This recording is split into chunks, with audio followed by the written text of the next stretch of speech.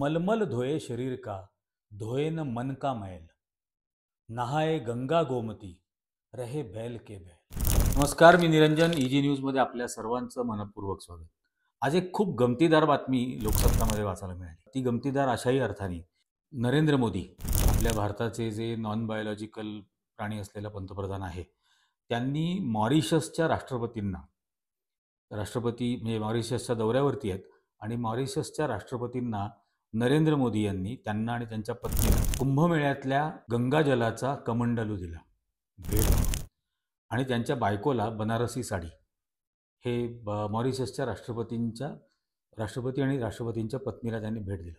म्हणजे याच्या आधी आपल्याला माहिती आहे की हा नॉन बायोलॉजिकल प्राणी ज्या वेळेला अमेरिकेला ज्या वेळेला गेला, बायडेनच्या बायकोला हिरा गिफ्ट दिला होता काही कोटी किमतीचा. डोनाल्ड ट्रम्प आणि त्यांच्या मुलीला वगैरे पण काही कोटी रुपयाची भेट नरेंद्र मोदींनी दिली. आणि मॉरिशसच्या राष्ट्रपतींना कुंभमेळ्यातल्या गंगाजलाचा कमंडलू हा त्यांना दिलाय आणि त्यांच्या बायकोला एक बनारसी साडी. आता या कुंभमेळ्यातल्या गंगाजलातल्या प्रदूषणाबद्दल इतकं काय काय झालं. परवा राज ठाकरे मुंबईत बोलताना असं बोलले की बाळा नांदगावकर एका छोट्या कमंडलूमध्ये माझ्यासाठी गंगाजल घेऊन आले आणि मी म्हटलं हड, मी नाही पिणार ते. आता छोटा नाही, आता मोठा कमंडलू नरेंद्र मोदींनी मॉरिशसच्या राष्ट्रपतींना दिलेला आहे. आता मॉरिशसची ज्यांची जी ट्रिप आहे ही अनेक अर्थांनी महत्त्वाची आहे.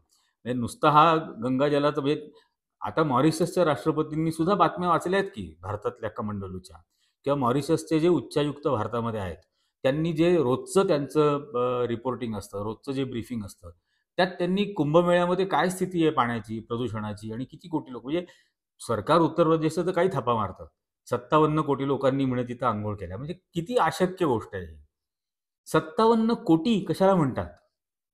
काही दिवसांमध्ये म्हणजे एखाद्या शहरामध्ये रोज 2 कोटी लोक यायला लागले आणि 2 कोटी जायला लागले तर काय त्या शहराच्या संपूर्ण व्यवस्थेवर ताण निर्माण होतो. आणि यांनी 57 कोटी लोक येऊन गेले असं मोजले. अजूनपर्यंत किती लोक चिरडून मेले चेंगराचेंगरीत हा आकडा सांगू शकलेले नाहीत, पण 57 कोटी लोकांनी तिथं आंघोळ केली हे मात्र त्या योगी आदित्यनाथने सांगितलं. आणि तिथं पाण्यातल्या प्रदूषणाचं प्रमाण म्हणजे तिथं जो मानवी विष्ठेमधून जे प्रदूषण होतं, फिसेरा, त्याचं प्रदूषणाचं प्रमाण हे आंघोळीसाठी जर पाणी लायक समजायचं असेल तर ते 50च्या आसपास असावं. आणि तिथं किती होतं या प्रदूषणाचं प्रमाण, तर त्या पार्टिकल्सची जी संख्या होती ती 49,000 इतकी होती सर्वोच्च. म्हणजे 49 मानवी विष्ठेचे काय ते प्रदूषित म्हणायचं, त्याला गलिच्छ म्हणायचं, हे एवढं सर्व त्या पाण्यामध्ये होतं. आणि त्याच्यामुळे अनेकांना आजार आता उद्भवत आहेत त्याचा परिणाम म्हणून. आणि ते पाणी हे नॉन बायोलॉजिकल पंतप्रधान बायोलॉजिकल राष्ट्रपतींना मॉरिशसमध्ये द्यायला गेले. यांना काही नसेल होणार कदाचित. हे तर घाला ट्रॅकसूट घालून मस्त आंघोळ केली यांनी, तिथं डुबकी मारली, नंतर 10 वेळेला यांनी स्पामध्ये बसून स्वतःचं क्लिनिंग करून घेतलं असेल. पण मुळात हे नॉन बायोलॉजिकल असल्यामुळे यांना असल्या काही गोष्टीचा परिणाम होईल अशी शक्यता नाही. पण बायोलॉजिकल राष्ट्रपती आहेत मॉरिशसचे, ते असं म्हटलेले नाहीत कधीच की मी नॉन बायोलॉजिकल आहे. तर बायोलॉजिकल पद्धतीने जन्म झालेल्या मॉरिशसच्या राष्ट्रपतींना हा प्रदूषित पाण्याचा कमंडलू हा या नॉन बायोलॉजिकल पंतप्रधानांनी त्यांना भेट म्हणून दिला आणि बायकोला त्यांच्या बनारसी साडी दिली. काय हरकत नाही. म्हणजे बनारसी साडी ही भारतीय कल्चरचा एक अविभाज्य भाग आहे आणि तो त्यांच्या पत्नीला त्यांनी दिला, हे त्यात काही हरकत नाही. पण प्रदूषित पाणी, घाणेरडं पाणी मॉरिशसच्या राष्ट्रपतींना देता? कुठल्या देशाच्या राष्ट्रपतींना तुम्ही हे घाणेरडं पाणी देतायत? ज्या मॉरिशसमधून तुमचा जिवलग असलेला मित्र गौतम अदानी हा अनेक बेनामी अकाउंटमधून त्याच्याच कंपन्यांचे शेअर्स विकत घेतो, हजारो कोटी रुपयाचे. राहुल गांधी बोलले होते 20,000 कोटी रुपये तिकडून आले, मॉरिशसमधून आले गौतम अदानीच्या कंपन्यांमध्ये वेगवेगळ्या. म्हणजे तुमच्या जिवलग मित्राला इतकी बेनामी अकाउंट्स ओपन करून, बेनामी कंपन्या, सुटकेस कंपन्या ज्यांना म्हटलं जातं, इतकी मदत करणारा देश मॉरिशस. त्या गौतम अदानीचा प्राण अडकलाय कंठाशी अमेरिकेमध्ये, त्या गौतम अदानीचा प्राण अडकल्यामुळे तुमचा प्राण अडकलाय त्याच्यामध्ये, आणि म्हणून तुम्ही अमेरिकेची वाटेल तेवढी लाचारी केली. हे सगळं झालं, पण तरी ज्या मॉरिशसनी एवढ्या सगळ्या बनावट कंपन्या तयार करण्याची तुमच्या प्राणप्रिय मित्राला गौतम अदानीला सवलत उपलब्ध करून दिली. त्याला तुम्ही घाणेरडं प्रदूषित पाणी, मानवी विष्ठेनी प्रदूषित झालेलं पाणी हे त्या राष्ट्रपतींना देता. आणि त्या म्हणजे एवढा मोठा कमंडलू दिला तो, त्याचा फोटो पण आहे.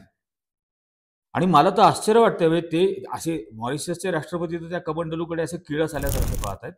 त्यांच्या पत्नीला बहुतेक साडी दिल्याचा आनंद झालेला आहे त्या छायाचित्रावरून. तुम्ही बघू शकता छायाचित्र. आणि नरेंद्र मोदी त्या चेहऱ्यावरती असा भाव आहे, ही माझ्या देशातली घाण घे तुमच्याकडं,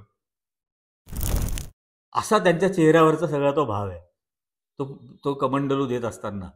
अहो, ज्या पाण्यामध्ये राज ठाकरे आंघोळ करायला तयार नाहीत, राज ठाकरे त्याचं थेंब पाणी प्यायला तयार नाहीत. आणि बरोबर आहे, म्हणजे वैज्ञानिक दृष्टिकोन असायलाच हवा. श्रद्धेमध्ये असली भानगड आणता कामा नाहीये. श्रद्धेपोटी माणसाचा जीव जाणं हे तर सगळ्यात वाईट गोष्ट आहे. त्यामुळे स्वाभाविकपणे राज ठाकरे त्यांच्या जीवाला घाबरतात, जीवाची काळजी करतात, त्यामुळे ते त्या गंगेचं पाणी पिणार नाहीत. ते जे त्यांच्या जीवाला घाबरतात हे आपल्याला अनेक वेळेला बघितलेलं आहे आपण. ते काय 8 तास ईडीच्या ऑफिसमध्ये बसवून ठेवलं एकदा. ते ईव्हीएमच्या विरोधामध्ये त्यांनी जे काही केलं होतं, पत्रकार परिषदा वगैरे सगळ्या घेतल्या, आणि मग एक दिवस त्यांना ईडीच्या ऑफिसमध्ये नोटीस दिली आणि बोलावून घेतलं. मग 8 तास बसून ठेवल्यानंतर ते घाबरले आणि त्यांनी लगेच पक्षाचा झेंडाच बदलून टाकला. आणि भाषणाची सुरुवात करत असताना पूर्वी जमलेल्या तमाम बंधू भगिनींनो एवढंच म्हणायचे, आता ते जमलेल्या तमाम हिंदू बंधू भगिनींनो असं म्हणायला लागले त्या ईडीच्या नोटीस नंतर. त्यामुळे ते त्यांच्या जीवाची काळजी करतात. त्यामुळे त्यांनी असं म्हणणं स्वाभाविक आहे की बुवा मी काय ते घाणेरडं पाणी पिणार नाही. आणि त्यांनी बरेच हातवारे करून दाखवले की ते पुरुष कसे आंघोळ करत होते, बायका कशा आंघोळ करत होत्या. मुळामध्ये मी तर ते कुठले व्हिडिओ बघितले नाहीत, पण मुळामध्ये असं कोणीतरी आंघोळ करतानाचे व्हिडिओ बघणं हे सुद्धा किती घाण गोष्ट आहे. म्हणजे ते पाणी घाण होतं ही गोष्ट वेगळी, पण घाण पाण्यात आंघोळ करणाऱ्यांचे व्हिडिओ पण पाहणं ही सुद्धा किती घाणेरडी गोष्ट आहे. पण ती केली आणि ते सगळं घडलेलं असल्यामुळे मोदींच्या चेहऱ्यावरती तो भाव आहे की माझी घाण आता तुमच्याकडे घ्या. आणि ती ऑलरेडी गौतम अदानीच्या रूपाने आहेच आहे मॉरिशसकडे आलेली. आणि त्यांचा असा चेहरा किळसवाणा झालेला आहे की आता कसं काय हे घेऊ मी माझ्याकडं. पण हे अशा पद्धतीने त्यांचे परराष्ट्रीय संबंध आपण ज्यांना म्हणतो, फॉरेन रिलेशन्स, ज्यांना नरेंद्र मोदींनी व्यक्तिगत संबंध म्हणजे फॉरेन पॉलिसी पुरतं ठेवलं नाही, त्यांना व्यक्तिगत संबंधांमध्ये जगभरातल्या नेत्यांना मिठ्या मारून मारून मारून ते आमचं व्यक्तिगत नातं आहे. आयुष्यात पहिल्यांदा सगळ्यांना भेटलेले गेल्या 10 वर्षात. त्याच्या आधी जगातल्या एकही देशाचा प्रमुख यांना भेटला नव्हता. पण हे मात्र आयुष्यभराची ओळख असल्याप्रमाणे, कारण सगळीकडे म्हणतात ना, मेरा जन्म से नाता है, पिछले जन्म से नाता है वगैरे. तो एक मागं हे पण आलं होतं, जपानला गेले होते त्यावेळेचा एक विनोद आला होता की जपानमध्ये जाऊन ते बोलले की मेरा तो बचपन से नाता है जापान के साथ, पिताजी बोला करते ते जा पान लेके आ. तेव्हापासून माझं जपानशी नातं आहे. तर आता मॉरिशसशी काय नातं आहे माहीत नाही, पण मॉरिशसच्या राष्ट्रपतींना त्यांनी त्यांची घाण दिलेली आहे. त्यांना काही मॉरिशसच्या राष्ट्रपतींच्या जीवाची काळजी नाही, याचा सरळ सरळ अर्थ जी राज ठाकरेंना आहे ते त्यांनी मॉरिशसच्या राष्ट्रपतींना देऊन टाकले. आता हे सगळं झाल्यानंतर याच्या पार्श्वभूमीवरती पुन्हा अनेक गोष्टी येतातच की ज्याच्यामध्ये मॉरिशसमधून गौतम अदानींनी त्यांच्या स्टॉकच्या किमती वाढाव्यात म्हणून कसे इल्लिगली सुटकेस कंपन्यांच्या मार्फत 20-20 हजार कोटी रुपये भारतात आणले, स्टॉक एक्सचेंजमध्ये आणले. आणि सेबीच्या ज्या प्रमुख होत्या, ज्यांनी सेबीला तर बूच लावलंच, कारण त्यांचं आडनावच बूच आहे, आणि त्यांनी त्याच्यामधून त्याला वाचवायचा प्रयत्न केला. आता ते सगळं प्रकरण पुन्हा बाहेर आलं, कारण अमेरिकेमध्ये गौतम अदानीवरती केस दाखल झाली. आणि अमेरिकेमध्ये केस दाखल झाल्यानंतर यांचं धावदण आणलं आणि मग हे लोटांगण घालायला लागले डोनाल्ड ट्रम्पच्या समोर.